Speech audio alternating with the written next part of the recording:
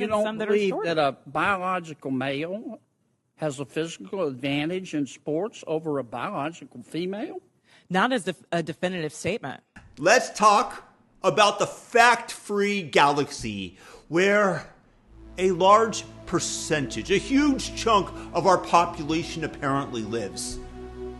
Describing the place, it's where physics is merely a suggestion, biology is classically defined as bigotry, and Serena Williams, the top female tennis player in the world, is going to walk onto a court and smoke a top 100 ATP pro.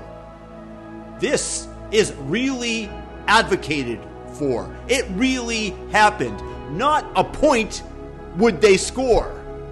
One testifies before Congress. How many female members of the NBA do you see? Well, I can say that, there's been this news article about men that think that they could beat Serena Williams in tennis, right? That they think that they could actually score a point on her. And it's just not the case. She is stronger than that. What's your experience, Ben? Male, female? Both Serena and Venus lost to the 203rd ranked male tennis player, which they're phenoms for women. My experience, my husband, he swam at University of Kentucky as well. In terms of accolades and in terms of national ranking, I was a much better swimmer than him. He could kick my butt any day of the week.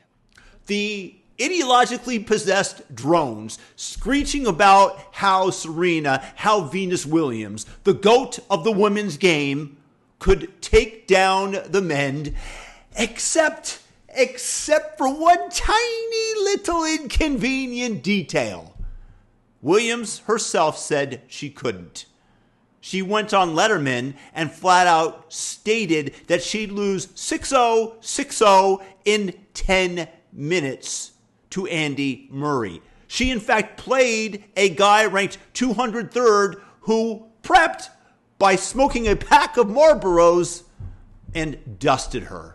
Actually, it's funny because Andy Murray, he was been joking about myself and him playing a match. And I'm like, Andy, seriously, like, are you kidding me? Because for me, tennis and men's tennis and women's tennis are completely almost two separate sports. So I'm like, if I were to play Andy Murray, I would lose 6-0, 6-0 in 5 to 6 minutes, maybe 10 minutes. Because it's true. It's true. It's a completely. Really? It's a completely different sport. The men are a lot faster, and they serve harder, they hit harder. It's just a different game, and I love to play women's tennis, and I only want to play girls because I don't want to be embarrassed. I would not do the tour. I wouldn't do Billie Jean any justice. So Andy, stop it. Yeah. I'm not gonna let you kill me. But does the progressive narrative machine care? Think that they could beat Serena Williams in tennis? Right? That they think that they could actually score a point on her. And it's just not the case. No, that would be silly. They just keep nodding their heads like those bobbleheads on a cracked dashboard. And here's my proposition. If you're dumb enough to argue that Serena beats a pro man or even a college tennis player who's male, you lose your speaking license on every topic in human history, period. We need a permanent mute button. We need a digital scarlet letter, a social credit score for morons. If you advocate that a male wouldn't score a point on Serena, a little mute icon should hover above your head for the rest of your life. Because if you can't see the biological and physical reality of a 130-mile-per-hour serve, why on earth would I trust you with anything else? It's the perfect litmus test. It's the idiocy canary in the coal mine.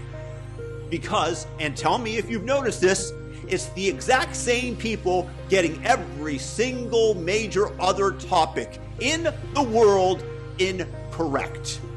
Exhibit A. These are the safe and effective cheerleaders who wanted to weld your door shut over a shot that didn't stop transmission. Your body, our choice. But in reverse, when it comes to abortion, my body, my choice. This is the idiocy and logical inconsistency of these degenerates. Exhibit B.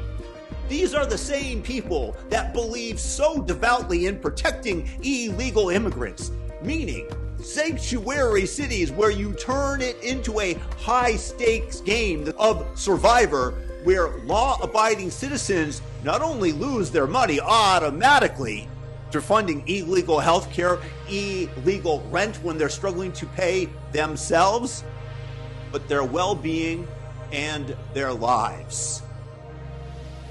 Exhibit C. These are the same scientists that are pushing gender-affirming care, which is the ultimate oxymoron. It's not affirming gender, it's disposing of biological sex to satisfy a delusional 21st century evil cult. But who needs Christianity or biology for that matter when wokeism supplants them both? These people are so consistently, perfectly, mathematically wrong, they've actually become useful. They are the North Star for stupidity. If one of these blue-haired ideologues tells me that the world is round, I'm grabbing my telescope and heading over to the coast because I'm starting to suspect we live on a frickin' frisbee. That is how little I trust their expertise. Their honesty is at 0% and their intelligence is in the negatives. They demand their voices be heard. Why? You people have had the floor for 5 years, and all you've done is set the kitchen on fire and tell us that smoke is inclusive. We don't need debate with people who deny the existence of the scoreboard. You don't debate a person who says that 2 + 2 equals purple.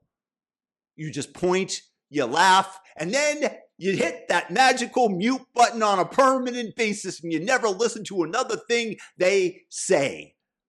Keep your aspirations, keep your ideology. I'll keep my eyes and the ability to read a stat sheet. Serena is not beating any decent male tennis player. Your care isn't helping the kids, and your opinions aren't worth the bandwidth that they're printed on. So guys, let me know your thoughts in the comment section below. Am I on to something? And how do we attach that mute button, that social credit score of stupidity upon them permanently? Because for that, I am down.